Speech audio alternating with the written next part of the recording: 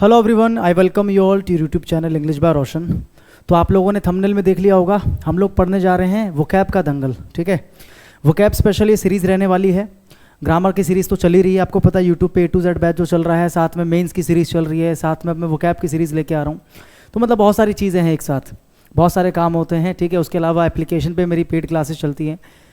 फिर भी मैं पूरी कोशिश करता हूँ कि यूट्यूब के ऊपर ज़्यादा से ज़्यादा मैं कंटेंट आप लोगों को अवेलेबल करवा सकूँ।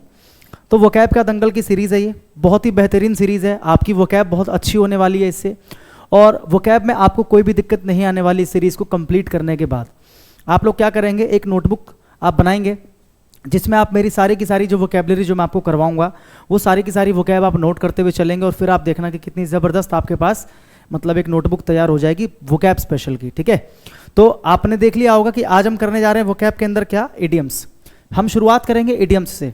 ठीक है, मैं आपको इडियम्स करवाऊंगा कुछ दिन, इडियम जैसे मैं आपको कुछ इडियम्स करवा दूंगा, है ना, फिर कुछ वन वर्ड्स करवा दूंगा ऐसी, फिर मैं कुछ आपको एंटोनियम्स, कुछ आपको सिनोनियम्स, फ्रेजल वर्ब्स, ये सारी चीज़ें मैं आपको जो मोस्ट इंपॉर्टेंट चीज़ें वो सारी मैं करवा दूंगा। ठीक है, तो चलो शुरू करते हैं क्लास। क्या पढ़ने वाले हैं हम आज की क्लास में?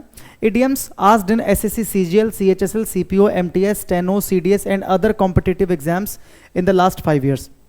पिछले 5 साल में जितने भी सीजीएल के एग्जाम्स हुए हैं, प्री और मेंस, सीएचएसएल का प्री और मेंस, ठीक है, इसके अलावा एमटीएस का, सीपीओ का प्री और मेंस, इसके अलावा स्टेनो का जो एग्जाम हुआ है, सीडीएस का एग्जाम हुआ है, और दूसरे जो कॉम्पिटिटिव एग्जाम्स हुए हैं उनमें जो इंग्लिश पूछी गई है वहाँ पे जितने भी इडियम्स पूछी गई है, मैंने सारी इडियम्स को क्या किया है, कंपाइल कर लिया है, और आप लोगों के लिए मैं वो इडियम्स लेके आया हूँ। तो आपको पता है इससे बाहर तो वैसे भी कुछ नहीं आने वाला है ना, अपने आप में क्या है, ये मोस्ट इंपॉर्टेंट है। और आपने थंबनेल में देखा होगा हम लोग करने वाले विथ पिक्चर्स, मतलब ऑलमोस्ट जो इडियम्स है वो विथ पिक्चर्स मैं आपको समझाऊंगा, लॉजिक के साथ मैं आपको समझाऊंगा, और ऐसी ट्रिक बताऊंगा जिससे कभी भी आप उस इडियम को भूलोगे नहीं। ठीक है, कुछ है जिनमें पिक्चर्स नहीं है क्योंकि वो लॉजिकल है, शब्दों को पढ़कर ही आपको पता लग जाएगा कि हाँ इसकी ये मीनिंग होनी चाहिए, और कुछ है जहां पर पिक्चर्स की जरूरत है तो वहां पर मैंने आपको पिक्चर्स भी दी है। ठीक है, चलो शुरू करें। ये है, अच्छा, जिस तरीके से एग्जाम में पूछा गया है मैंने उसी फॉर्मेट में आपको यहां पर दिया है। ठीक है, जैसे यहाँ पर एग्जाम में दिया गया था कि भाई एक सेंटेंस लिखा हुआ है और अंडरलाइन किया हुआ है, ये अंडरलाइन किया हुआ जो आपको दिख रहा है ये पूरा का पूरा जो स्ट्रक्चर है, अगर मुझे इसको एक इडियम से इंडिकेट करना हो तो कौन सा इडियम मैं यूज करूंगा, और यहाँ पर नीचे आपको 4 इडियम दे रखे हैं। ठीक है, समझ में आया? यहाँ पर आपको 4 क्या दे रखे हैं, इडियम्स। देखो अलग तरीके से पूछता है एग्जाम में, पहले घिसे पिटे तरीके से पूछता था एग्जाम में इडियम की। क्या होता था, एक आपको दे दिया करता था इडियम और 4 अलग अलग ऑप्शन, और पूछता था बताओ इस इडियम का क्या मतलब है। लेकिन अब नहीं, अब थोड़ी सी क्रिएटिविटी करते हैं एसएससी वाले। क्या करते हैं, देखो यहाँ पर मीनिंग, यहाँ पर आपको दे दिए एक मीनिंग पर्टिकुलर, और आपसे पूछा कि इस मीनिंग को इंडिकेट इनमें से कौन सा इडियम करेगा।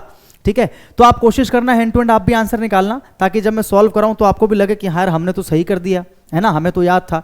तो यहाँ पर 4 इडियम्स हैं। ठीक है, और कमाल की बात यह है कि मैंने क्या बताया, मेरा काम है आपको चीज़ों को अच्छी तरीके से समझाना पढ़ाना। तो इसका जो आंसर है वो तो मैं बताऊंगा, बाकी जो 3 इडियम्स बच गए क्या उसको छोड़ दूंगा? नहीं, उसको भी एक्सप्लेन करूंगा मैं। ठीक है, चलो पढ़ते हैं पहले। ब्रेव पीपल, ब्रेव का मतलब कौन होते हैं, बहादुर, है ना। Brave people never hide at the moment of decision, कि जो ब्रेव पीपल होते हैं ना, जो बहादुर लोग होते हैं, वो कभी भी छुपते नहीं है। कब?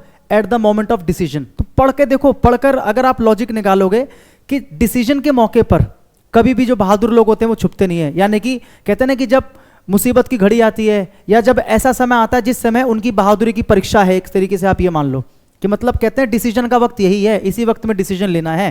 ठीक है, तो उस वक्त पे कभी भी कोई बहादुर इंसान छुपेगा नहीं। ठीक है, तो इसके लिए कौन सा इडियम होना चाहिए, a hell of time, beat the clock, when the crunch comes, या फिर turn back the hands of time। ठीक है, यहां पर मैंने क्रंच को एक्सप्लेन किया हुआ है, आप पहले क्रंच की मीनिंग देख लो क्या है। एन एक्सट्रीमली इंपॉर्टेंट मोमेंट, एक बहुत ही ज्यादा इंपॉर्टेंट मोमेंट या period of time when you must make a decision और टेक एक्शन, मतलब एक ऐसा समय जो बहुत इंपॉर्टेंट है, और इतना इंपॉर्टेंट है कि आपको उस समय में, उस पीरियड ऑफ टाइम में डिसीजन लेना ही पड़ेगा या आपको एक्शन लेना ही पड़ेगा। तो ऊपर भी तो इसी समय की बात हो रही है कि जो ब्रेव लोग होते हैं वो कभी भी ऐसे वक्त पर छुपते नहीं है जब डिसीजन लेने की जरूरत होती है या एक्शन लेने की जरूरत होती है, तो ऐसे वक्त पर वो कभी भी छुपते नहीं है। और ऐसे ही वक्त को अगर हम एक वर्ड में दर्शाएं तो क्या बोलेंगे, क्रंच टाइम। क्या बोलते हैं, क्रंच टाइम, याद रहेगा, क्रंच टाइम। अब आप मुझे बताओ इसमें से, मतलब इन चारों में से वो कौन सा इडियम या फ्रेज है जो कि इस पूरे को दर्शाता है, इसको इंडिकेट करता है। तो आप कहोगे सर इसका आंसर क्या हो जाएगा, इसका आंसर हो जाएगा ये हो जाएगा इसका answer, when the crunch comes. ठीक है, at the moment of decision का मतलब होगा when the crunch comes. Crunch का मतलब मैंने आपको बता दिया, इंपॉर्टेंट समय, जिस समय डिसीजन लेना क्या है, आवश्यक है। ठीक है, और एक्शन लेना क्या है, आवश्यक है। बाकी के 3 आपको दिख रहे हैं, अ हेल ऑफ टाइम, ठीक है, बीट द क्लॉक और turn back the hands of time. इनकी क्या क्या मीनिंग्स हैं वो आगे अभी आप देखोगे अगली स्लाइड में। इसका आंसर आपको पता चल गया क्या है, ये इसका आंसर है, व्हेन द क्रंच कम्स। ठीक है, देखो क्या था, पहला वाला ये था, देखो ये अ हेल ऑफ टाइम, इसको एक्सप्लेन कर रहा हूं मैं, देखो जरा ध्यान से। अ हेल ऑफ टाइम क्या होता है, अ या वन, हेल ऑफ समथिंग। देखो यहां पर या तो समथिंग, देखो यहां पर इन्होंने समथिंग की जगह पर टाइम दे रखा है आपको, यहां पर कुछ भी हो सकता है, समथिंग की जगह यहां पर कुछ भी हो सकता है, जैसे कि अ हेल ऑफ अ पार्टी है ना, या अ हेल ऑफ अ फाइट, समझ रहे हो, कुछ भी हो सकता है यहां पर, पार्टी हो सकता है, फाइट हो सकता है, फंक्शन हो सकता है, रेन हो सकता है, यहां पर कुछ भी हो सकता है। तो उन्होंने यहां पर क्या दिया है, टाइम दिया है, क्योंकि इसके अंदर वो टाइम की बात कर रहा था, तो इन्होंने समथिंग की जगह पर क्या दे दिया, टाइम दे दिया। एक्चुअल में जो इडियम होता है वो क्या होता है, ये होता है अ या वन हेल ऑफ समथिंग। अब इसका मतलब क्या होता है, जरा ध्यान से देखना। इस फ्रेज को हम यूज करते हैं टू एम्फेसाइज, एम्फेसाइज करने के लिए। एम्फेसाइज का मतलब जोर देने के लिए, है ना, एम्फेसाइज का मतलब क्या होता है, जोर देना। इस फ्रेज को हम यूज करते हैं जब हम जोर देना चाहते हैं, the idea that something is very big, कोई भी चीज जो बहुत बड़ी है या बहुत ज्यादा अच्छी है या फिर बहुत ज्यादा बुरी है। हमें किसी भी चीज को एक्सट्रीम लेवल पे दिखाना हो, अगर जैसे एक हम बोलते हैं कि क्या पार्टी थी, या सीधा हम बोलते हैं कि पार्टी बहुत अच्छी थी, पार्टी बहुत अच्छी थी। ठीक है, ये नॉर्मल वे में। और अगर मुझे इसी को एम्फेसाइज करके बोलना है कि यार क्या पार्टी थी यार, इसको मुझे एम्फेसाइज करके बोलना है, तो क्या बोलेंगे, it was one hell of a party. क्या बोलेंगे, it was one hell of a party. Something की जगह पर क्या आ जाएगा, पार्टी। समझ में आया, it was one hell of a party, it was one hell of a party. मतलब किसी भी चीज को एम्फेसाइज करने के लिए, अब वो पार्टी भी हो सकता है, वो रेन भी हो सकता है, वो कुछ भी हो सकता है, जो भी आपका मन करे। अब इसकी मदद से आप या तो उनको बहुत अच्छा दिखा रहे हो, या तो आप क्या दिखा रहे हो, बहुत ही बुरा दिखा रहे हो, या बहुत ही बड़े लेवल पे दिखा रहे हो, वेरी बिग दिखा रहे हो। समझ में आया कि नहीं आया? यानी कि हम इसका यूज कब करते हैं, एम्फेसाइज करने के लिए। क्या करने के लिए, एम्फेसाइज करने के लिए, किसी आइडिया को एम्फेसाइज करते हैं। ठीक है, और हम क्या बताते हैं कि वो चीज जो यहाँ पर, जिसके बारे में यहाँ पर बताया गया है, वो चीज या तो बहुत बड़ी है, या बहुत अच्छी है, या बहुत क्या है, बुरी है। जैसे एग्जाम्पल देखो, यहाँ पर मैंने बहुत सारे एग्जाम्पल लिखे हैं।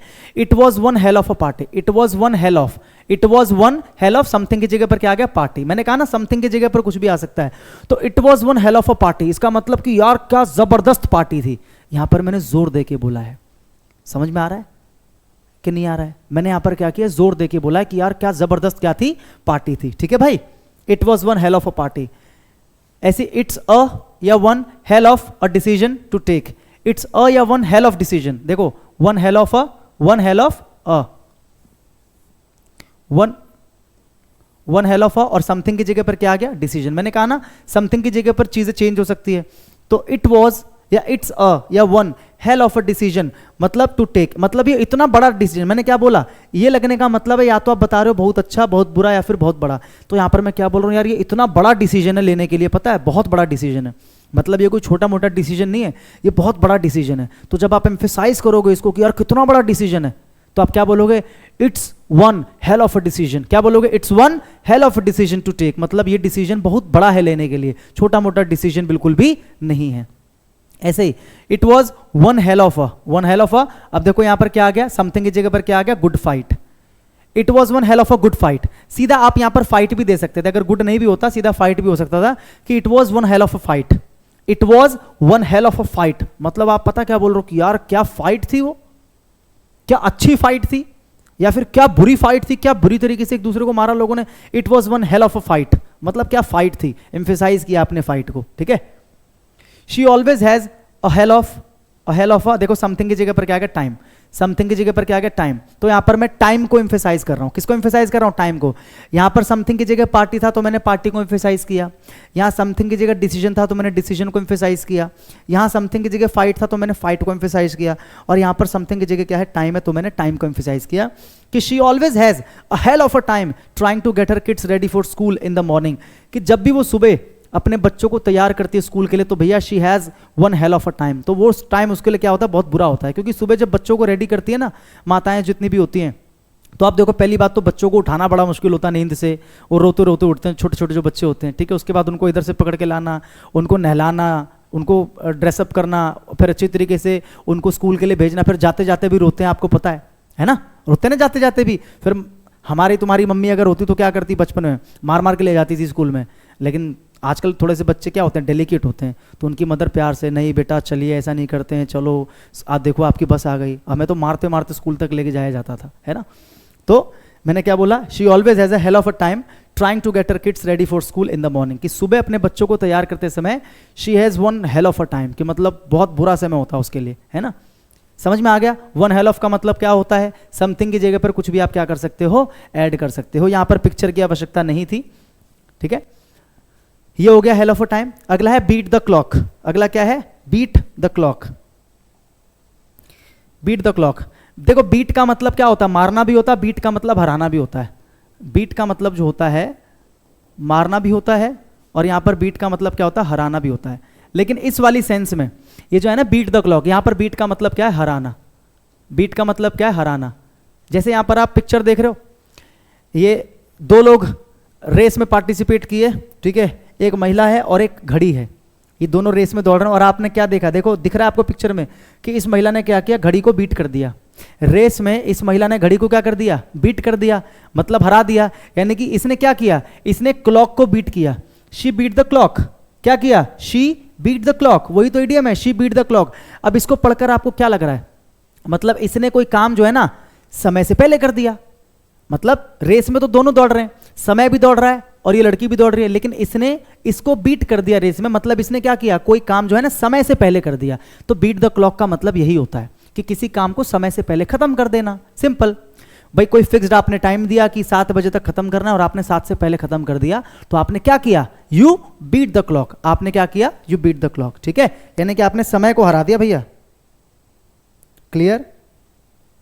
देखो beat the clock, perform a task quickly और before a fixed time limit, किसी कार्य को बहुत जल्दी करना, या फिर कह सकते हो before a fixed time limit, जो टाइम लिमिट है उस टाइम लिमिट से पहले ही कर दिया आपने, तो हम बोल सकते हैं कि यू बीट द क्लॉक, कि तुमने क्लॉक को भैया हरा दिया, तुमने टाइम को हरा दिया। टाइम 7 था, तुमने 6 बजे करके दे दिया, ठीक है।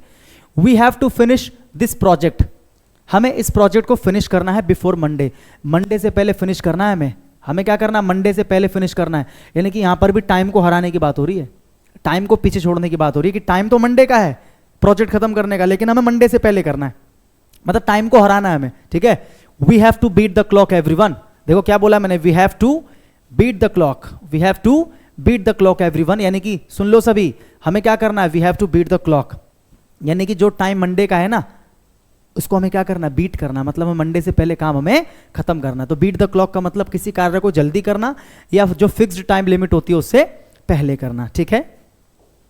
अगला क्या था इधर देखो, एक और था ना इधर, ये turn back the hands of time, turn back the hands of time, ठीक है। हैंड्स ऑफ टाइम, भाई टाइम का मतलब वही मान लो आप क्लॉक, ठीक है। और अगर मैं बोलूं कि क्लॉक के हैंड्स क्या हैं, तो आपको सर क्लॉक के हैंड्स क्या हैं, ये जो घड़ी की सुइयां होती हैं, ठीक है, घंटे की सुई, मिनट की सुई, सेकंड की सुई, इसी को हम क्या बोलेंगे, हैंड्स ऑफ टाइम। क्या बोलेंगे, हैंड्स ऑफ टाइम।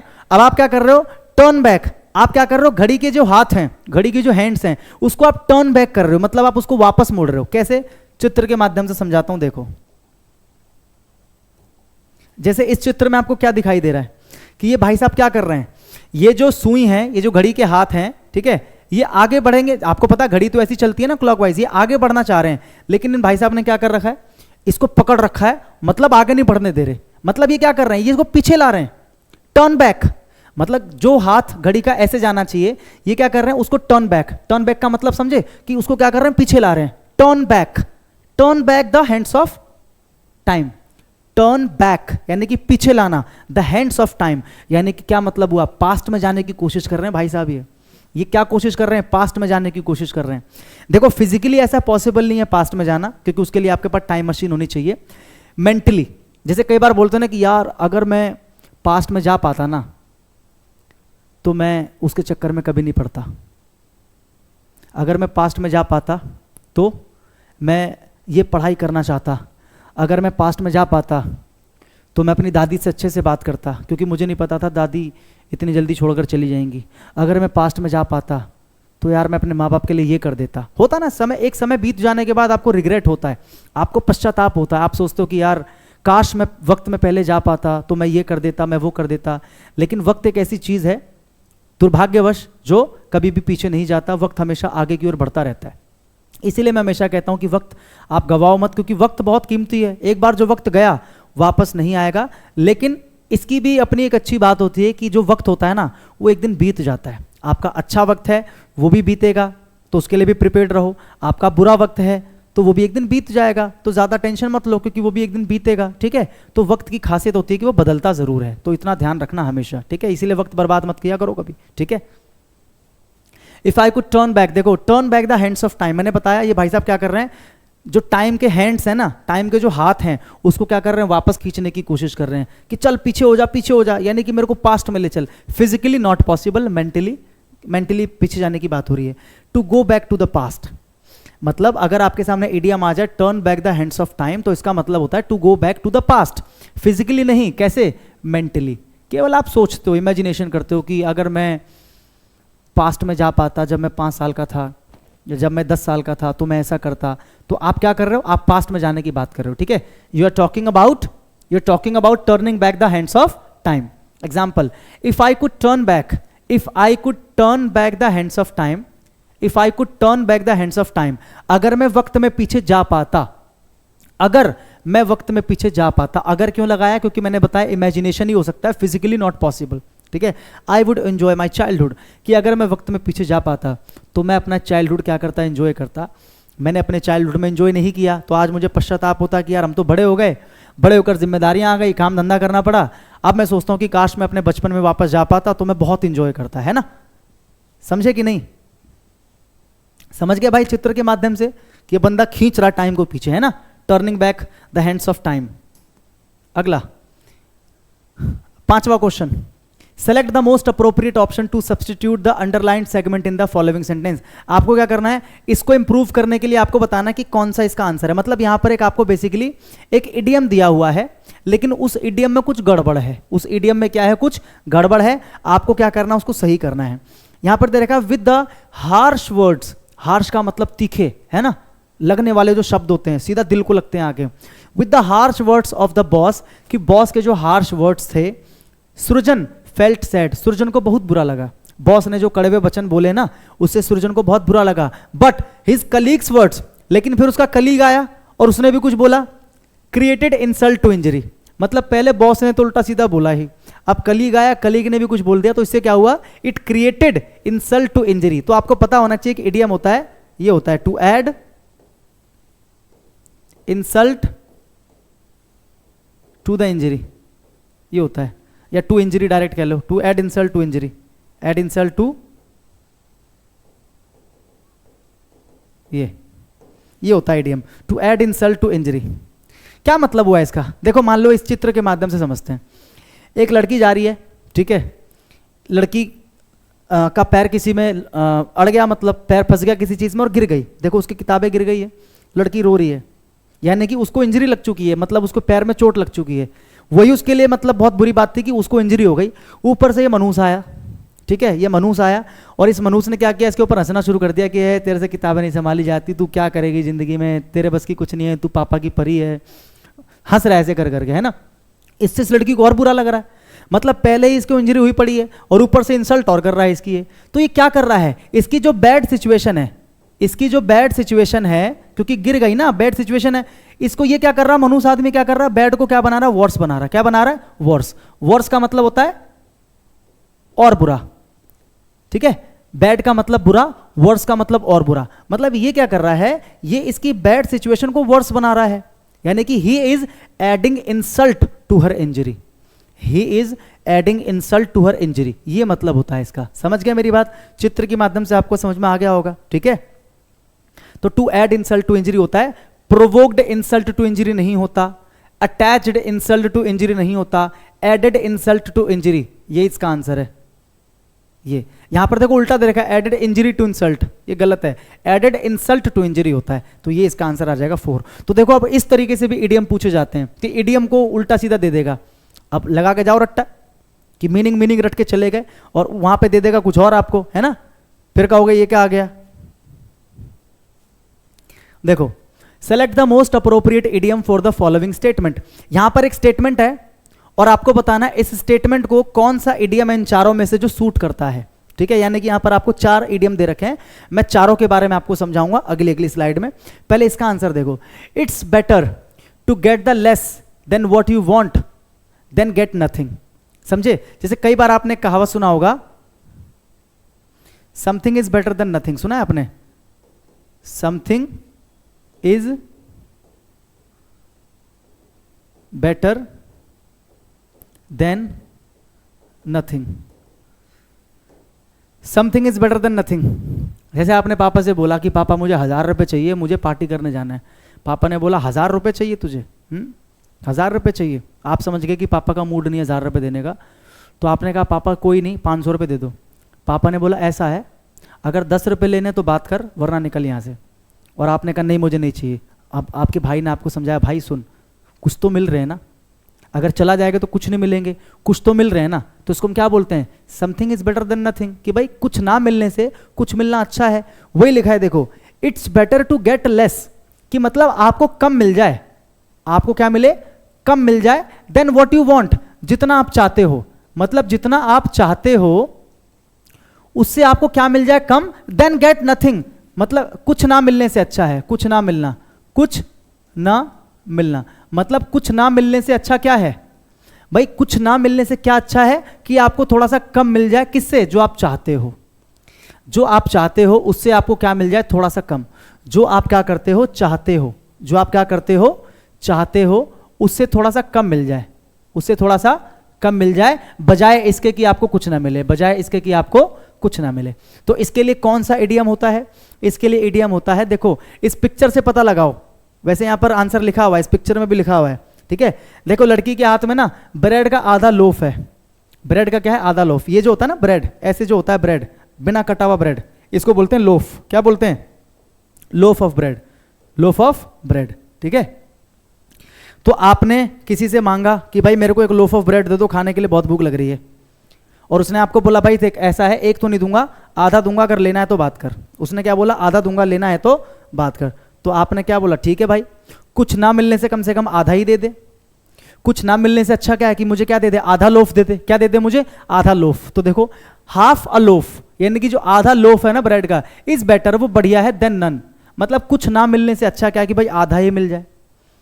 कुछ ना मिलने से अच्छा क्या है कि आधा ही मिल जाए, है ना। पूरा लोफ ना मिलने से अच्छा है कि भाई कम से कम आधा तो मिले। तो वही लिखा, half a loaf is better than no bread. ये भी आ सकता है कि half a loaf is better than no bread. ये भी लिखा आ सकता है, ध्यान रखना इसका answer. Half a loaf is better than no bread. Is better than no bread, मतलब कुछ भी ब्रेड ना मिलने से अच्छा क्या है कि कम से कम भाई आधा तो मिल जाए, है ना। पूरा मिले ना मिले, लेकिन कम से कम आधा तो मिल जाए। ठीक है भाई, अब बाकी 3 बच्चे, आप इसका आंसर क्या है? ये आ जाएगा इसका आंसर। समझ गए? क्योंकि इस सिचुएशन को ये वाला इडियम जो है जस्टिफाई करता है। बाकी 3 जो इडियम्स है, waste not, want not, where there is smoke there is fire, a storm in a tea cup, इन तीनों को एक ही स्लाइड में समझते हैं। स्लाइड नंबर 9 आ जाओ। ठीक है, यहां पर पहले से मैंने कुछ एग्जाम्पल्स लिख रखे हैं। चलो देखो, पहला है वेस्ट नॉट, वांट नॉट। यहां पर था ना, देखो वेस्ट नॉट, वांट नॉट, इधर देखो ये रहा, वेस्ट नॉट, वांट नॉट। ठीक है, इसको पहले मैं अपनी भाषा में समझा देता हूं। जैसे मैं किसी को बोलता हूं कि यार देख, तेरे पास 100 रुपये हैं, ठीक है, आज तेरे पास 100 रुपये हैं, और अगर तू इन 100 रुपये को फिजूल खर्ची कर देगा, मतलब जहां जरूरत नहीं वहां भी खर्च कर देगा, तो कल फिर तेरे को पैसे की जरूरत पड़ जाएगी, और कल तेरे पास पैसे नहीं होंगे जब तेरे को सच में जरूरत होगी। मतलब आज तो क्या है, तू फिजूल खर्च कर रहा है, और कल जब तेरे को सच में जरूरत पड़ेगी तब तेरे पास नहीं होंगे। तो इससे अच्छा क्या कर, वेस्ट मत कर। जो तेरे पास 100 रुपये उसको वेस्ट मत कर, जरूरी है वहीं पर खर्च कर। अगर तू वेस्ट नहीं करेगा तो कल तेरे को जरूरत भी नहीं पड़ेगी, क्योंकि तेरे पास ये वाले होंगे। यानी कि वेस्ट नॉट, कल को वांट नॉट, मतलब आज वेस्ट मत कर और कल को किसी से वांट यानी कि इच्छा मत कर, किसी से मांग मत, क्योंकि तेरे पास ऑलरेडी वो होगा। ऐसे हम फूड के लिए भी बोल सकते हैं कि भैया फूड को वेस्ट नॉट, वांट नॉट, कि मतलब फूड उतना ही यूज करो जितना तुम कर सकते हो, वेस्ट मत करो, क्योंकि तुम अगर वेस्ट नहीं करोगे तो कल को तुम्हारे पास अपने आप ही वो बचा रहेगा, तुम्हें किसी से वांट नहीं करना पड़ेगा, मांगना नहीं पड़ेगा, कमी नहीं पड़ेगी तुम्हारे पास। ये मतलब होता है waste not, want not, simple. Waste not want not, ठीक है। यूज्ड टू से हम इसको यूज करते हैं क्या कहने के लिए, that if a person never wastes things, अगर कोई व्यक्ति कुछ भी वेस्ट नहीं करता है, ही और शी, तो कोई भी जो व्यक्ति है, लड़का लड़की कोई भी है, will always have what is needed. मतलब अगर आप वेस्ट नहीं करते चीजों को, if you never waste things, अगर आप चीजों को वेस्ट नहीं करते तो शी विल ऑलवेज हैव, तो आपके पास हमेशा होगा व्हाट इज नीडेड, जो भी आपको जरूरत है वो आपके पास हमेशा होगा। अगर आप वेस्ट नहीं करोगे किसी भी चीज को, तो उस चीज की जब आपको फ्यूचर में जरूरत पड़ेगी तो वो चीज आपके पास होगी। तो इसलिए हम किसी को समझाने के लिए बोलते हैं brother waste not want not, ठीक है, waste not want not. Example के लिए देख लो, we plan our meals very carefully, हम अपने मील्स को बहुत सावधानी से प्लान करते हैं कि हमें कितना खाना है, क्या खाना है, वेरी केयरफुली ईच वीक, हर सप्ताह, सो दैट, ताकि we use almost everything we get in the groceries, कि ग्रोसरीज में हमें जितनी भी चीजें मिलती है ना, जितनी भी चीजें राशन में हम लाते हैं, हम उन सारी चीजों को क्या कर सके, almost everything we get in the groceries, हम उनको यूज कर सके, हम उनको यूज कर सके, कुछ भी वेस्ट ना करें, कुछ भी वेस्ट ना करें। और लास्ट में हमने ऐड कर दिया कि भाई ये सिद्धांत है हमारा किस चीज का, वेस्ट नॉट वांट नॉट, कि हम कुछ भी वेस्ट नहीं करेंगे ताकि कल को हमें जो चाहिए, जो हमें नीड है जिस चीज की, वो हमारे पास अवेलेबल रहे, ठीक है। अगला, where there is smoke there is fire, आपने हिंदी में सुना होगा, जैसे अरे भैया आग है तभी तो धुआं उठ रहा है। जैसे एक आदमी आपके पास आया और उसने बोला अरे तुझे पता है रमेश का फलाने फलाने के साथ में चक्कर है, ठीक है, तो तुमने कहा अरे नहीं यार ये सारी बातें अफवाह होती हैं, सारी बातें झूठ होती है, तुझे किसने कहा, तो रमेश ने तुमसे कहा भाई मुझे तो 4 लोग वहाँ खड़े थे, चारों बात कर रहे थे, तुमने कहा नहीं यार वो चारों ऐसे ही बोल रहे होंगे, तो रमेश कहता है अरे भाई ऐसे कैसे बोल रहे होंगे, आग होगी तभी तो धुआं उठेगा। मतलब कोई अफवाह अगर फैल रही है तो उस अफवाह के फैलने के पीछे कुछ तो बेस होगा, कुछ ना कुछ तो बात होगी, तो वहां पर हम ये टर्म यूज करते हैं, है ना, where there is fire there is smoke, कि भाई जहां पर आग है वहीं पर तो धुआं उठेगा ना। अब मान ले कि वो उसके बारे में अफवाह फैला रहे हैं 4 लोग, तो इसके बारे में क्यों नहीं फैला रहे, उसी के बारे में क्यों फैला रहे हैं, क्यों, क्योंकि आग है तभी तो धुआं उठ रहा है। अब ये जो बंदा जा रहा है इसके बारे में क्यों नहीं बोल रहे हैं कि इसका चक्कर चल रहा है, यहाँ आग ही नहीं है, तो धुआं कहां पर उठता है, जहां पर आग होती है। समझ गए, लोकल भाषा में समझाया मैंने बिल्कुल आपको। तो where there is smoke there is fire, used to say, आप इसको यूज करते हो ये कहने के लिए that if people are saying that someone has done something wrong, अगर लोग ये कहते हैं कि किसी ने कुछ क्या किया है, गलत किया है, जैसे 4 लोग कह रहे हैं कि भाई उसने तो ऐसा कर दिया, उसने तो वो कर दिया, अगर 4 लोग कहते हैं कि उसने गलत कर दिया, अभी 4 लोग कौन है मुझे नहीं पता, तुम्हें नहीं पता, बस इतना मान लो कि है, तो there is usually a good reason for what they are saying, तो कुछ ना कुछ तो एक रीजन होगा उनके ऐसा कुछ कहने के पीछे, समझ रहे हो। तो जब ऐसी टर्म आपको यूज करनी हो तो वहां पर आप ये वाला इडियम यूज करते हो। मेरी बात समझे, नहीं समझे, समझ में आया कि नहीं आया, क्लियर है। मतलब जब कुछ लोग किसी एक के बारे में कुछ बुराई करते हैं, उसके बारे में गॉसिप करते हैं, बिचिंग करते हैं, तो कुछ ना कुछ तो ऐसा रहा होगा जिसकी वजह से वो ऐसा बोल रहे हैं, कोई ना कोई तो ऐसा पॉइंट रहा होगा। ऐसा मैं बोल रहा हूं, मान लो कि भाई ऐसे थोड़ी बोल रहे होंगे, कुछ ना कुछ तो ऐसा होगा जिसकी वजह से बोल रहे होंगे। तो इस टर्म को पूरे को दर्शाने के लिए ये वाला इडियम होता है कि भैया ऐसे थोड़ी बोल रहे होंगे, तुझे पता है ना where there is fire there is smoke, कि भाई जहां आग होता है वहीं धुआं उठता है, ऐसे तो नहीं बोल रहे होंगे, तो वहां पर आप उसको यूज करते हो, ठीक है। जैसे एग्जांपल, शी सेज, वो कहती है the accusations are not true, वो कहती है कि जो आरोप लगाए जा रहे हैं, जो एक्यूजेशन लगाए जा रहे हैं, जो आरोप लगाए जा रहे हैं, आर नॉट ट्रू, वो कह रही है कि भाई आरोप सच नहीं है, बट लेकिन मेरे भाई where there is smoke there is fire, आरोप सच नहीं है वो कह रही है, लेकिन भाई धुआं तो वहीं से उठता है ना जहां पर आग होती है, ऐसे कैसे सच नहीं है आरोप, आरोप अगर लगाए तो कुछ तो बात होगी, ये मतलब निकल जाता है कहने का, समझ गए। ये जोड़ने का क्या मतलब हो जाता है कि भाई मैं क्या कर रहा हूं, डाउट कर रहा हूं, मैं क्या कर रहा हूं, डाउट कर रहा हूं कि ऐसे थोड़ी यार गलत कैसे होगा आरोप, कुछ ना कुछ तो होगा, तो ये मीनिंग निकल जाती है इसकी, ठीक है। अगला, अ storm in a tea cup, यहां पर दिख रहा है पिक्चर आपको, ये देख रहे हो स्टॉर्म, पूरा तूफान आया पड़ा है, देख रहे हो स्टॉर्म, बादल फट रहे हैं, बिजली गड़गड़ा रही है, और वो कहां पर हो रहा है, सारा टी कप में हो रहा है। मतलब इतनी बड़ी चीज एक छोटे से कप में, तो इससे क्या मतलब निकला, इतनी बड़ी सी चीज, इतना बड़ा जो तूफान है छोटे से कप में, इसका ये मतलब निकला कि छोटी सी बात पे बहुत बड़ा बवाल खड़ा कर दिया आपने। छोटी सी बात थी और आपने उसका बतंगड़ बना दिया, छोटी सी बात का आपने बवाल काट दिया पूरा, है ना, छोटे से कप में आपने पूरा तूफान खड़ा कर दिया, तो क्या मतलब है कि आपने छोटी सी बात का बवाल काट दिया, है ना। देखो मीनिंग क्या है, ग्रेट आउटरेज, आउटरेज का मतलब क्रोध, गुस्सा, और excitement about a trivial matter, trivial का मतलब होता है तुच्छ, तुच्छ का मतलब बहुत छोटा, है ना, इतना छोटा कि वो मतलब मैटर भी नहीं करता वो, लेकिन आपने उस ट्रिवियल से मैटर पे, छोटी सी बात पे आपने क्या कर दिया, ग्रेट आउटरीच, बहुत क्रोध आपने उत्पन्न कर दिया, या आपने बहुत ज्यादा एक्साइटमेंट दिखा दी, है ना। जैसे आप आए चिल्लाते चिल्लाते, आपने पूरे मोहल्ले को इकट्ठा कर लिया, ठीक है। जैसे आपने फिर हेरा फेरी मूवी देखी होगी, उसमें जो बाबू राव होता है, जब वो लोग चौल में शिफ्ट हो जाते हैं तो वहाँ क्या करता है, वो सबको बुलाता कॉलोनी के अंदर, बोलता मैं इस कॉलोनी के अंदर 3-3 टूटी लगवाऊंगा, एक में गर्म पानी आएगा जिसको गर्म पानी से नहाने का है, एक में ठंडा पानी आएगा जिसको ठंडे पानी से नहाने का है, और बोलते हैं कि एक में, कहता नहीं एक में पानी नहीं आएगा, वो जिसको नहीं नहाने का वो उसके नीचे बैठेगा। कहता है, फिर ऊपर से जॉनी लीवर कहता है कि क्या तेरी लॉटरी लगी है क्या, तो सुनील शेट्टी कहता ना यार 50 रुपये की लॉटरी लगी है। फिर कॉलोनी वाले क्या बोलते हैं, अरे 50 रुपये की लॉटरी में इतना बुमा बुम कर रहा है कि ये कर दूंगा वो कर दूंगा।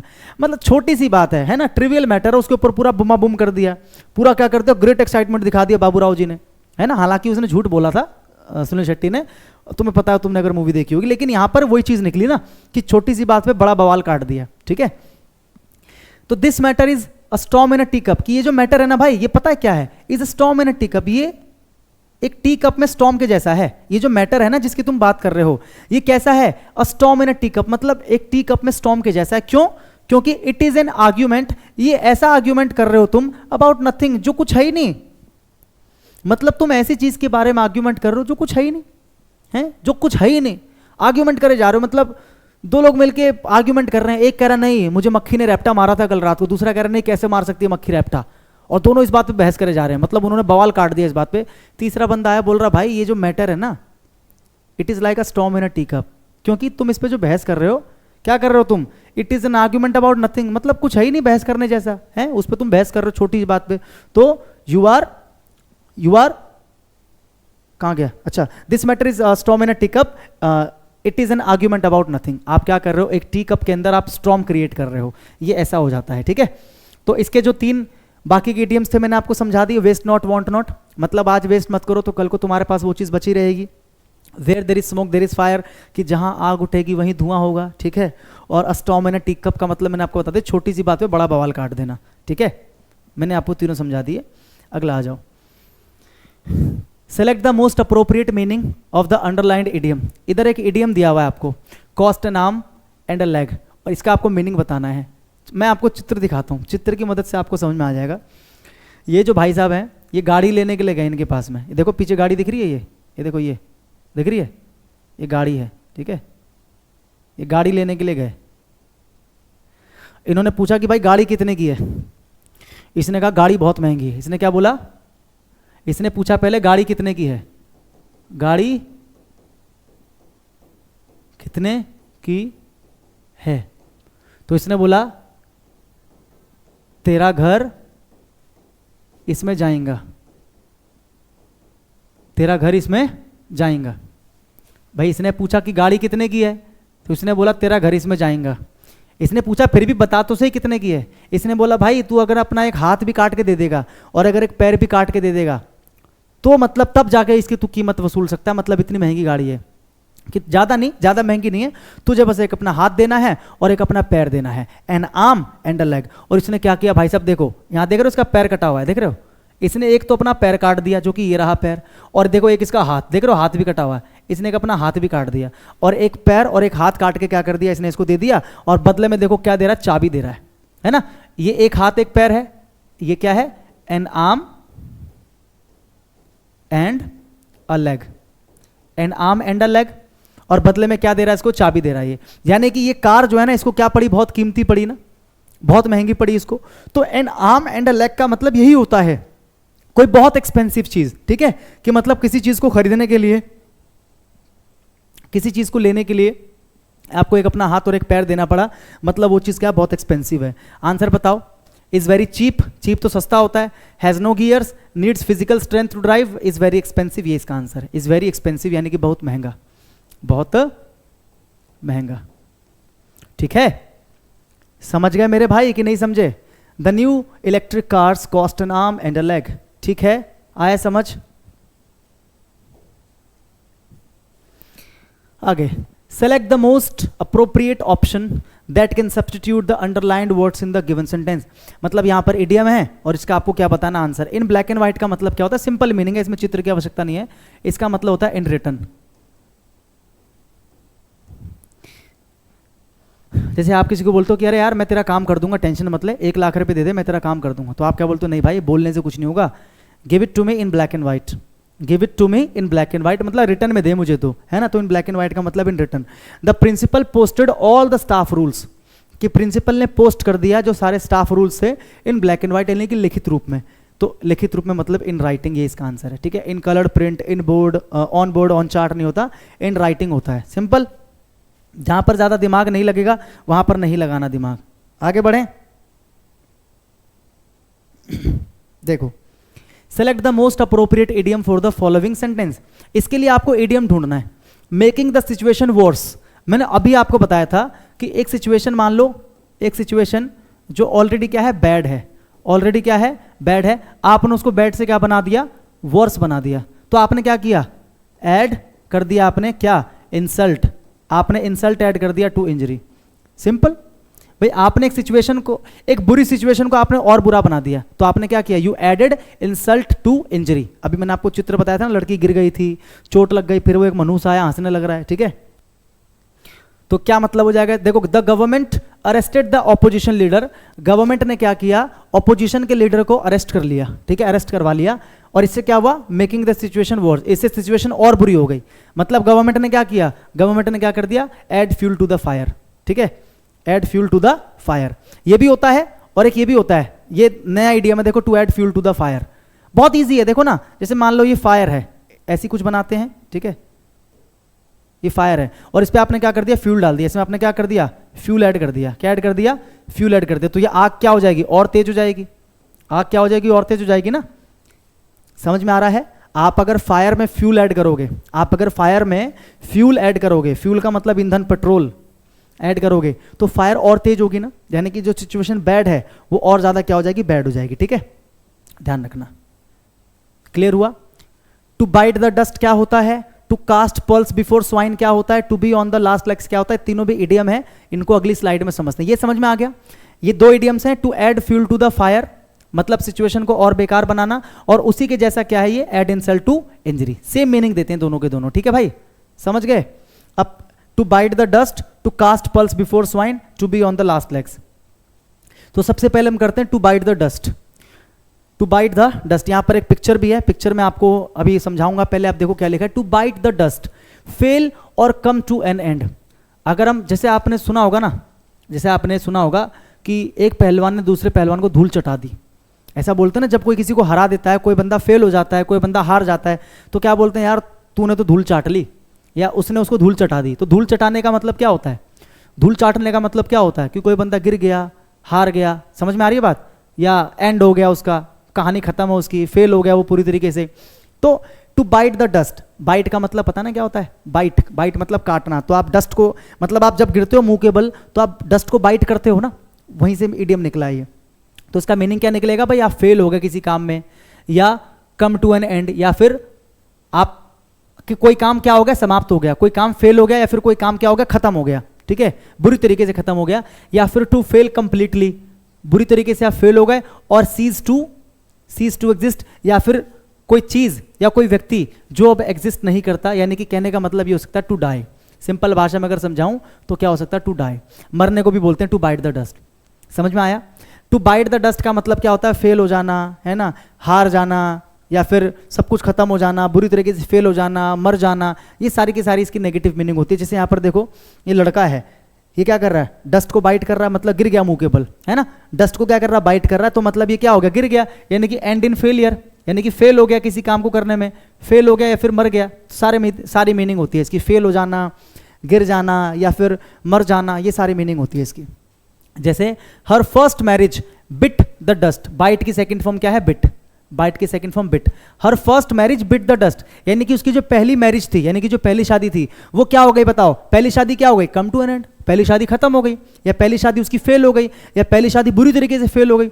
शादी तो मरेगी नहीं ना, तो शादी के ये मतलब निकलेंगे कि ये जो पहली शादी थी उसकी फेल हो गई, वो यानी कि सक्सेस नहीं हो पाई शादी, या फिर शादी खत्म हो गई, कम टू एन एंड का मतलब खत्म हो जाना, या फिर शादी बुरी तरीके से पिट गई, कामयाब नहीं हो पाई, ठीक है। Her first marriage bit the dust because of her irreconcilable differences, because of irreconcilable. Reconcile का मतलब क्या होता है, रिकंसाइल का मतलब होता है मेल मिलाप कर लेना, सुलह कर लेना, दोस्ती कर लेना। रिकंसाइल क्या होता है? रिकंसाइल, रिकंसाइल सुलह करना, है ना, सुलह करना। लेकिन यहां पर क्या लिखा है कि भाई जो डिफरेंसेस थे, यानी कि जो अंतर था पति और पत्नी में, वो कैसा था? इररिकंसाइलेबल था। यानी कि उनका जो अंतर था ना दोनों के बीच में जो विवाद है, वो कभी रिकंसाइल उसको कर ही नहीं पाए, कभी सुलह कर ही नहीं पाए। इसीलिए उनकी शादी ने क्या कर लिया? बिट द डस्ट, यानी कि उनकी शादी क्या हो गई? फेल हो गई, एंड हो गई। ठीक है, his career bit the dust. अब यहां पर उसके करियर ने क्या कर लिया? Bit the dust. ये भी क्या है? V2। Bit the dust when he lost his job. जब उसकी जॉब चली गई तो उसके करियर ने क्या कर दिया? बिट द डस्ट, यानी कि उसका करियर क्या हो गया भैया? खत्म हो गया। उसका करियर क्या हो गया? खत्म हो गया। तो यहां पर क्या बात हो रही है? बाइट द डस्ट का मतलब क्या है? खत्म हो जाना। ठीक है, फेल हो जाना। आया समझ में? अच्छा, अगला क्या था? बाइट द डस्ट के बाद क्या था? देखो, ये था to cast pearls before swine. To cast pearls before swine. देखो, आपको पता है ये क्या है? स्वाइन, सुअर है, ठीक है, और उसके सामने मैंने मोती डाल दिए। लेकिन आपको पता है मोती उसके लिए कुछ नहीं है, वो पड़ा किसमें? देखो, लेटा किसमें है वो। अगर मैं किसी स्वाइन के सामने में पर्ल्स पटक दूं, लाके मोती पटक दूं, तो उसका ध्यान मोती पे नहीं जाएगा, वो जहां पर लेटा वो कीचड़ में वहीं लेटा रहेगा। तो अगर मैं कहता हूं ना to cast pearls before swine, इसका मतलब आप किसी ऐसे इंसान को कोई ऐसी चीज ऑफर कर रहे हो जिसकी उसको कदर ही नहीं है।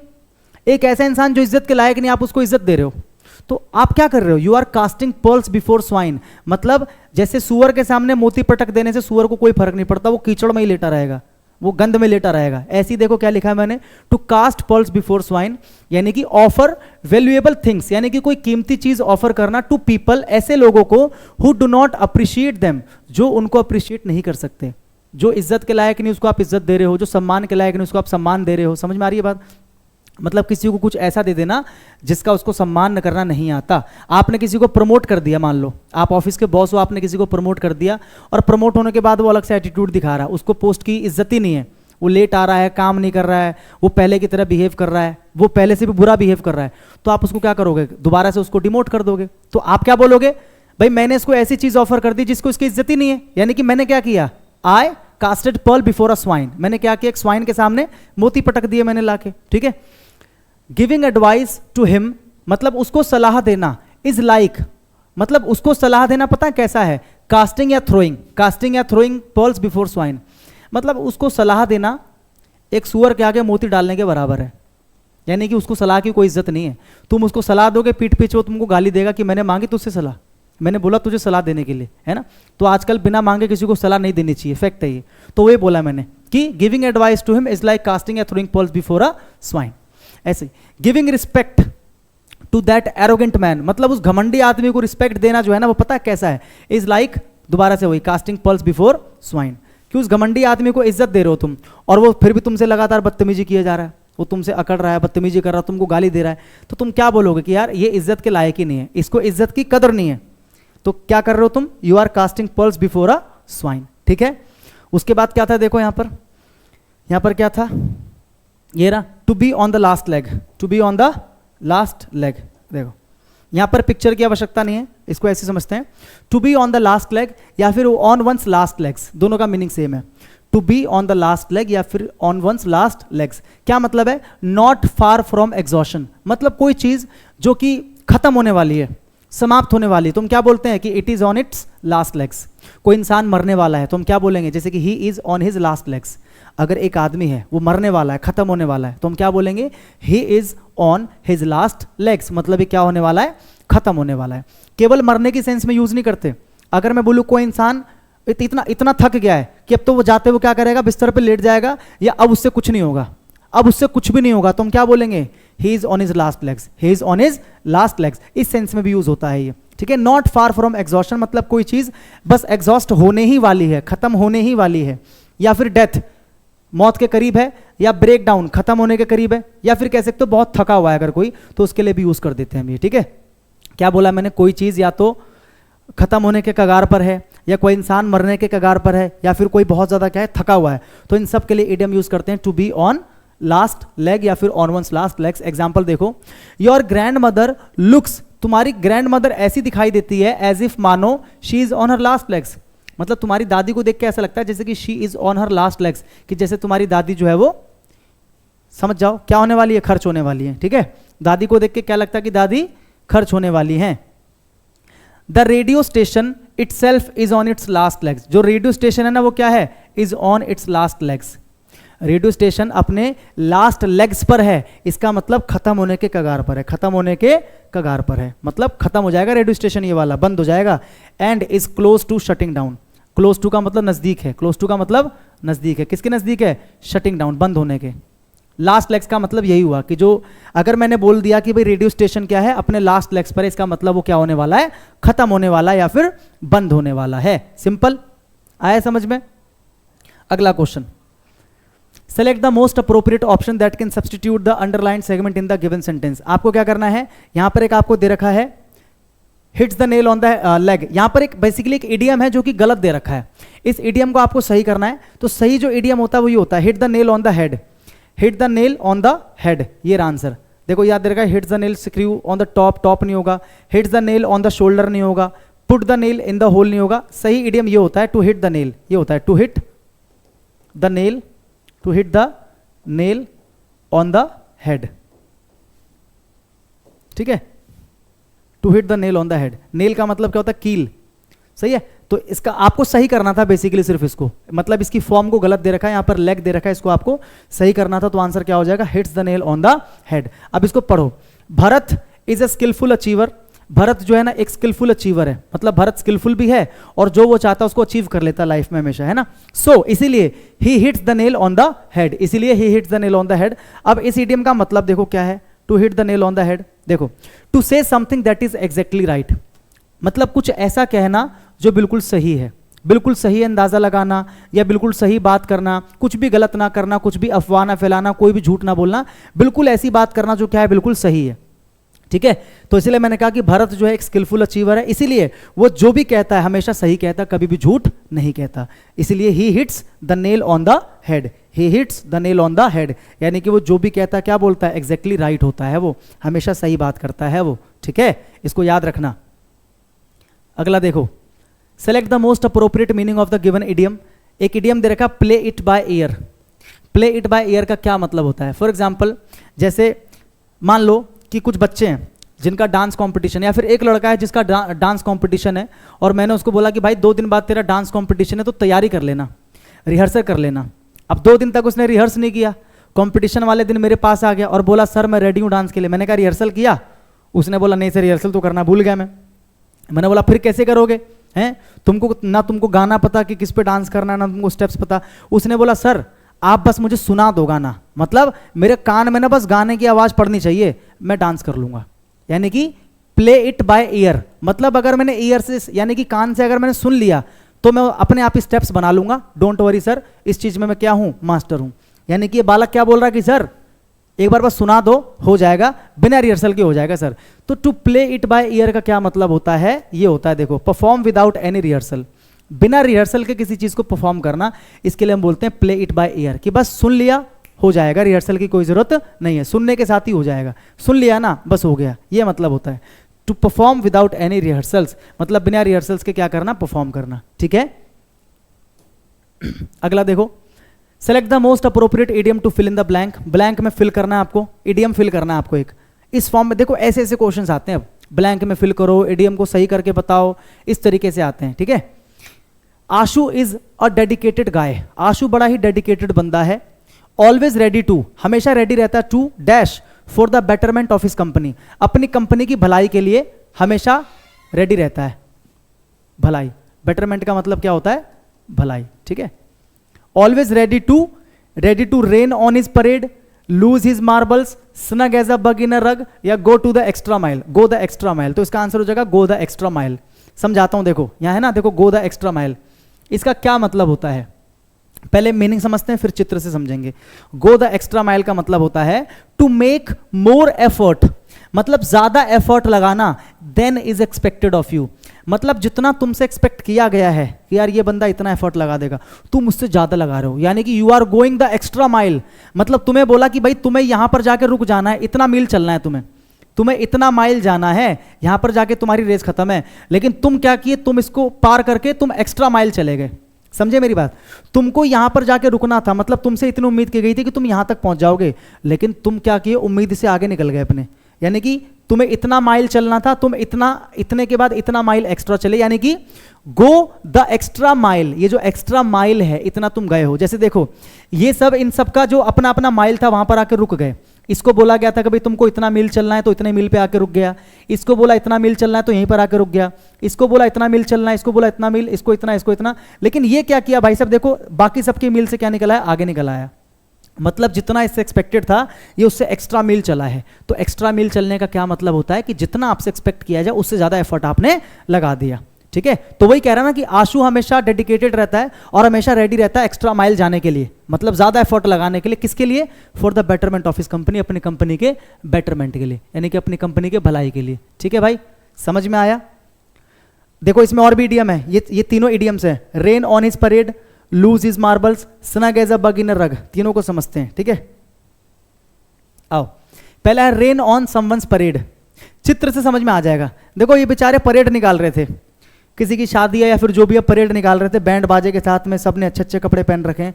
और देखो बारिश हो गई, और बारिश होने की वजह से क्या, वो पन्नी ओढ़नी पड़ेगी सबको। देखो सबने पन्नी ओढ़ रखी है, रेनकोट कह लो, हम तो इसको बोलते हैं पन्नी ओढ़ रखी है। यानी कि बारिश ने क्या कर दिया, इनका मजा किरकिरा कर दिया ना। तो अगर मैं ये यूज करता हूं टर्म कि भाई उसके परेड में बारिश हो गई, तो इसका मतलब क्या है कि कुछ ऐसा हो गया जिससे किसी के काम में रुकावट आ गई, या किसी के काम में बाधा आ गई, या किसी का सारा मजा किरकिरा हो गया। सारा मजा क्या हो गया, किरकिरा हो गया, जिसको हम क्या बोलते हैं, वेट ब्लैंकेट। इसके लिए एक और इडियम होता है वेट ब्लैंकेट, मतलब कोई ऐसी चीज जो आपके मजे को खराब कर दे। वेट ब्लैंकेट का मतलब कोई ऐसी चीज जो आपके मजे को खराब कर दे, आपके इंजॉयमेंट को रोक दे, खत्म कर दे। देखो रेन ऑन समवंस परेड, किसी की परेड में बारिश हो जाना। टू डू समथिंग, कुछ ऐसा कर देना, दैट स्पॉइल्स, स्पॉइल्स का मतलब क्या कर दिया, बर्बाद कर देना, सत्यानाश कर देना। समवंस प्लान्स, किसी के प्लान को सत्यानाश कर दिया। टू स्पॉइल समवंस प्लेजर, या किसी के प्लेजर को, किसी की खुशी को, किसी के सुख को आपने क्या कर दिया, खत्म कर दिया। मतलब कुछ ऐसा हो गया कि सारा का सारा जो सुख था वो एकदम से ऐसे चला गया, सारा जो प्लान था उस पर क्या फिर गया, पानी फिर गया। तो इसी को हम क्या बोलते हैं, रेन, क्या बोलते हैं, रेन ऑन समवंस परेड, किसी की परेड पर बारिश हो जाना। ठीक है, जैसे I am sorry to rain on your parade, कि मुझे बहुत दुख हो रहा है कि मैं तुम्हारे परेड पर रेन कर रहा हूं। मतलब मैं सच में तो बारिश नहीं कर रहा ना, यहां पर ये कहने का मतलब क्या है कि मैं तुम्हारी खुशी को, तुम्हारे मजे को किरकिरा कर रहा हूं, तुम्हारे प्लान को खराब कर रहा हूं, इसका मुझे दुख है। लेकिन you are not allowed to have alcohol on this premises, कि भाई लोग मुझे माफ करना, तुम लोग बहुत अच्छे से सोच कर आए होंगे कि हम लोग मजे करेंगे, एंजॉय करेंगे, लेकिन आई एम सॉरी, मुझे बड़ा दुख हो रहा है बताते हुए कि तुम यहां पर शराब नहीं पी सकते। तो आपने जो ये बात बोली कि तुम यहां शराब नहीं पी सकते, आपकी इस बात ने क्या किया, उनके मजे को किरकिरा कर दिया, उनके प्लान को खराब कर दिया। मतलब आपने क्या किया, you rained on their parade, you rained on their parade, कि आपने उनके परेड पे बारिश कर दी, आपने उनके किए कराए पे पानी फेर दिया। समझ गए कि नहीं समझे? बोलो, आया समझ में? अगला एग्जाम्पल देखो, did you hear what the teacher said to him, क्या तुमने सुना था कि टीचर ने क्या कहा उससे। She really rained on his parade, teacher ने क्या किया, she really rained on his parade, teacher ने, मतलब उसका जो पूरा मजा था, पूरा प्लान था, टीचर ने सारा का सारा क्या कर दिया, खराब कर दिया। She really rained on his parade, कि टीचर ने उसके परेड पर रेन कर दी, मतलब टीचर ने उसके सारे मजे को, सारे प्लान को किरकिरा कर दिया। क्या तुमने सुना टीचर ने क्या बोला? टीचर ने ऐसी बात बोल दी बेचारे को कि उसका मुंह इतना सा बन गया, उसका जो सारा जॉली गुड मूड था, सारा जो प्लान था, अच्छा मूड था, वो सब क्या हो गया, खत्म हो गया। ठीक है, आगे देखो, लूज वंस मार्बल। आपने बच्चों को बच्चों जब आप छोटे थे तो आपने भी कंचे खेले होंगे, है ना, मार्बल्स बोलते हैं कंचों को, कंचे खेले होंगे आप लोगों ने। तो जब छोटे थे आप, आपके कंचे अगर खो जाते थे, आपने कंचे बड़ी मेहनत से जमा किए, जब आपके कंचे खो जाते थे तो आप पागल से हो जाते थे ना, आप बड़ा अजीब सा बिहेव करने लग जाते थे। ऐसे बहुत सारे बच्चे होते हैं, मतलब कंचों से बड़ा प्रेम होता है उनको, जैसे कंचे खो जाएंगे पागल हो जाएंगे, अजीब सा बिहेव करने लग जाएंगे। तो वही मीनिंग है इसका, टू लूज वंस मार्बल, मतलब अपने मार्बल खो दिया आपने, मतलब गो इनसेन, पागल हो गए आप। लूज वंस माइंड, आपका दिमाग का संतुलन गया, बिगड़ गया, है ना। या फिर to behave in a strange manner, अजीब तरीके से आप क्या कर रहे हो, बिहेव कर रहे हो। टू लूज वंस मार्बल का ये सब मतलब होता है, पागल हो जाना, अजीब तरीके से बिहेव करना, ठीक है, दिमागी संतुलन बिगड़ जाना, ये सब होता है। माई poor grand mother started losing her marbles, मतलब इसका मतलब ये थोड़ी कि मेरी दादी के कंचे खो रहे थे, नहीं, मेरी दादी का जो दिमागी संतुलन है उसकी बात हो रही है। ठीक है, मतलब मैं अपनी दादी की बात नहीं कर रहा, एग्जाम्पल है भाई, लूजिंग हर मार्बल्स। कि my grandmother started losing her marbles after she had a stroke, कि जब दादी को पहला स्ट्रोक पड़ा, स्ट्रोक आया, स्ट्रोक पता है ना आपको क्या होता है, ठीक है, जब दादी को पहला स्ट्रोक आया, ठीक है, तो उसके बाद दादी थोड़ा सा अजीब तरीके से बिहेव करने लग गई, थोड़ा उनका मानसिक संतुलन थोड़ा सा हिल गया, थोड़ी सी इंसेन हो गई, मतलब थोड़ा सा पागलों जैसा करने लगी, तो ये इसका मतलब निकलेगा loose once marble. He lost his marbles, he lost his marbles when the doctor told him, जब डॉक्टर ने उसे बताया अबाउट हिज सन्स डेथ, जब डॉक्टर ने उसको उसके बेटे की मृत्यु के बारे में बताया, तो ही लॉस्ट हिज मार्बल मतलब वो पगला सा गया, इंसेन हो गया, दिमागी संतुलन उसका खो गया, ठीक है। Snug as a bug in a rug, ये पिक्चर आपको दिखाई दे रहा है, इस पिक्चर में ना एक बग यानी कि कीड़ा है, इस पिक्चर में क्या है, एक बग है, बग माने कीड़ा, बग माने कीड़ा, इस पिक्चर में एक बग है अगर आपको दिख रहा हो, ठीक है। और ये किस पे लेटा पड़ा है, एक रग पे, रग, ये जो कपड़ा है ना, कपड़ा, इसको बोलते हैं रग, क्या बोलते हैं, रग, रग का मतलब कपड़ा, रग का मतलब कोई भी कपड़ा जो थोड़ा सा गर्म जैसा होता है उसको बोलते हैं रग, कपड़ा या कपड़े का चिथड़ा जो होता है, समझ गए ना आप, कपड़े का टुकड़ा, ऐसे लिख देता हूं, कपड़े का टुकड़ा, कपड़े का टुकड़ा, ठीक है, इसको बोलते हैं रग। और स्नग का मतलब होता है कंफर्टेबल, स्नग का मतलब क्या होता है, हल्का हल्का वार्म, मतलब हल्का हल्का गर्म, and comfortable, warm and comfortable, warm and comfortable. देखो एक कमरे के अंदर ये जो कीड़ा है एक रग पे लेटा पड़ा है, ठीक है, एक कमरा है जो वार्म है, कंफर्टेबल है, वहां पर एक कीड़ा यानी कि जो बग है ये रग पे, ये जो बग है ये रग पे स्नग कर रहा है, ये जो बग है ये इस रग पे क्या है, स्नग की कंडीशन में, यानी कि कंफर्टेबल कंडीशन में है। तो अगर ये इडियम आ जाए snug as a bug in a rug, तो इसका मतलब वो सिंपल सा होता है to be in a very comfortable situation. जैसे कीड़ा मस्त लेटा पड़ा है, ऐसे देखो हाथ करके, अगर आपको चित्र में दिखे ऐसे हाथ करके लेटा पड़ा और हंस रहा है ना, तो ये क्या कंफर्टेबल सिचुएशन में है।